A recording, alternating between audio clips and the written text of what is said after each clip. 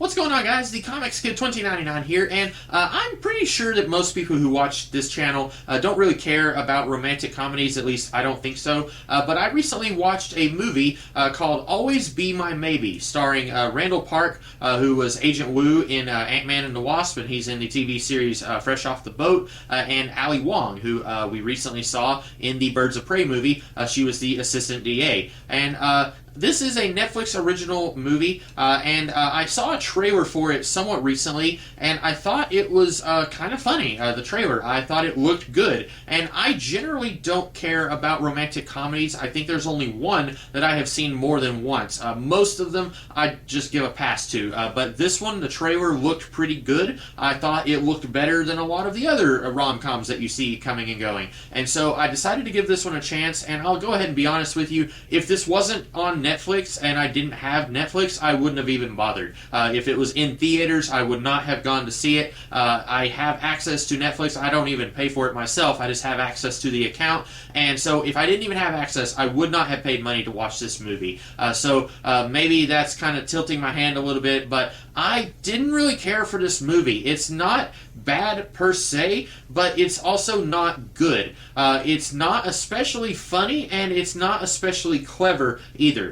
This is one of those situations where whoever cut this trailer needs a raise, because they did a really good job tricking the audience into thinking that this movie was a lot better than what it was. I think this movie is just average. I don't watch a lot of rom-coms, like I said, but generally the impression that I get with rom-coms is they are very formulaic, very by the numbers, very we just want to put this out, have something to fill some theaters while we're waiting for the next big blockbuster to come out. And a little bit of a side rant here. I have seen multiple people on social media, mostly on Facebook, people that I know on Facebook, who will whine and gripe about the endless barrage of superhero movies. I've seen at least two people I can think of right off the top of my head who are constantly complaining about all the superhero movies that are out, and I don't want to watch that. And I really have to hold my tongue here, because I want to tell them there aren't that many superhero movies. There's a lot more now than there were 20 years ago, but there's so much content out there that has nothing to do with superhero stories, and these guys are acting like they're being held at gunpoint and forced to go and watch Avengers Endgame or something like that. There are so many movies out there that you can watch that are not superhero movies, but I see people complaining about, why are there so many superhero movies? And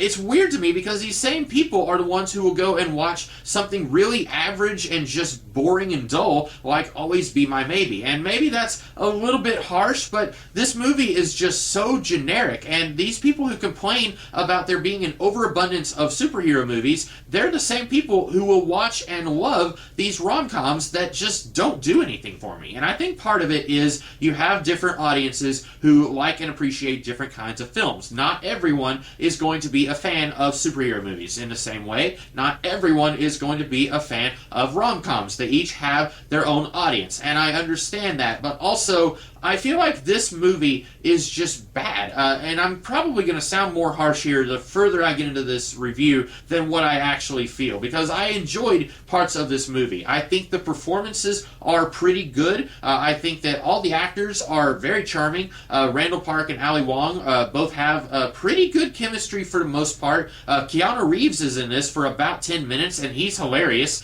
This is probably the most I've liked Keanu Reeves ever. I remember 10, 15 years ago, it was pretty popular to bag on Keanu Reeves and say that he wasn't a good actor, and then in the last 5 years or so, suddenly he just blew up in popularity, and now everyone loves Keanu Reeves, and nothing against the guy. I think it's because he's a really nice, really humble human being. I don't know if people actually love him because of his acting abilities. I've seen him in just a few things here and there. I haven't seen any of the John Wick movies. Connor, I'm sorry, I'll get to it someday. Mostly, I'm just limited to the Matrix movies, but from what I've seen, he's got this kind of deer in headlights look in a lot of the stuff that he's in. So his role here, where he's playing a more conceited version of himself, had me in tears at moments. It was really funny. I was surprised at what he was able to do here, and he wasn't in a lot of the movie. It's not like he's carrying the movie, but if you watch the trailer, he's in the trailer. So I do kind of think maybe they tried to get someone big and well known to like kind of put more butts in the seat, so to speak. I know it's a Netflix thing, but you know what I mean. But I like Keanu Reeves. I thought he was good here doing what he did. So I will lay off of him saying that he's not a great actor. And I don't dislike him. I think that from everything I've heard, he sounds like a really nice guy, really humble, like I said. I just don't think that the people who are in love with him now are in love with him because of his acting. But anyway, I don't think any of the acting in this movie is necessarily bad. I just think that the story is very uninspired. So the premise is basically you have Randall Park and Ali Wong. They have known each other since they were kids. Their characters' names are Marcus and Sasha, but I'm just going to call them Randall Park and Ali Wong. And they've known each other since they were kids, and Ali Wong's parents don't really parent her very much. They're out a lot, and so she is kind of raised sort of indirectly by Randall Park's parents. And then his mom dies right before college, and then these two end up doing the nasty with each other, and then he ends up saying some really horrible stuff to her about how she wasn't your mom, you don't feel as bad as I do, and so they lose touch for like 16 years, and then she is engaged to Daniel Day Kim from Lost, and then she finds out that he doesn't want to marry her, that they were only together to kind of help his career, and she is a well-known celebrity chef, and Randall Park is still living with his dad. They are doing heating and cooling installation, and he has a band on the side that performs at this small little place. They're not a very well-known band. At one point he says they're just kind of local on the block, and he says not really the block, just this one part of the block, and then he says just this half of the street, so they're not really a well-known band. And so then she moves back home to start a new restaurant, and then her friend, who she's also known forever, she ends up trying to get Marcus and Sasha back together. She calls the heating and cooling company that Marcus's dad owns to install some stuff in the house that she will be renting because she wants these two to get back together, basically. And then throughout the rest of the movie, we get to see them realizing that they do have a thing for each other, but then also their opposing personalities is kind of getting in the way of them being a couple. She is very fake. She doesn't really allow herself to be true to who she is in her pursuit of her business, and then he is a coward who doesn't want to get out there and live life. She tells him, your band is really good, you should pursue that. You should actually let your band go and perform at this bigger club, and you should let your band kind of be more well known. And he's kind of saying, no, I don't want to do that. I'm kind of content where I am. He doesn't want to leave the city.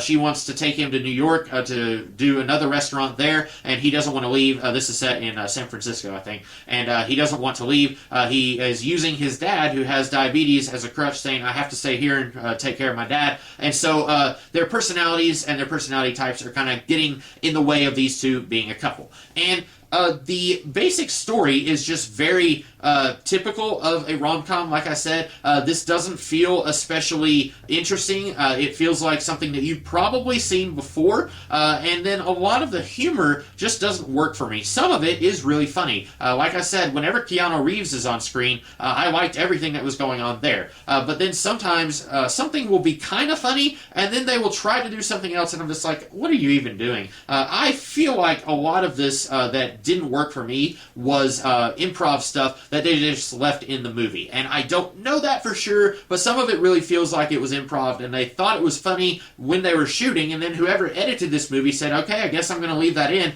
And I really think maybe if they had looked at it a few days later, they could have said, that's not as funny as we thought it was when we were shooting. For example, here's a couple of jokes in this movie that didn't really work for me. At one point, Ali Wong is talking to her BFF, the one who kind of is trying to get these two together. I say that, but she's not a big part in the movie. She kind of gently nudges them together about 10, 15, 20 minutes into the movie, but then after that, she's not playing Cupid throughout the movie or anything like that. But they're talking, and the friend offers her a bottle of water, and she says, I can't, I put my Spanx on backwards, and the pee hole doesn't line up properly, so I can't drink any fluid. And I thought, okay, that's weird, but that's kind of funny. And then flash forward to over halfway in the movie, and Marcus and Sasha, they go on a double date with Marcus's girlfriend and Keanu Reeves, and then it's this this really weird restaurant where all the food just looks disgusting and it's in super small portions. And as they're leaving, Marcus yells at the entire restaurant, "Can I have a whatever burrito to go?" And then he leaves. And I thought, okay, that's kind of funny. And then Ali Wong, Sasha, she says, "Just kidding, everyone. We really appreciated being here. Look, I wore my Spanx." And she kind of pulls her skirt up to show everyone that she's wearing her Spanx. And I thought, why? That's weird. Like, I thought the Spanx joke earlier was kind of funny because, like, she's friends with this person that she's known for over 16 years, probably a lot longer than that.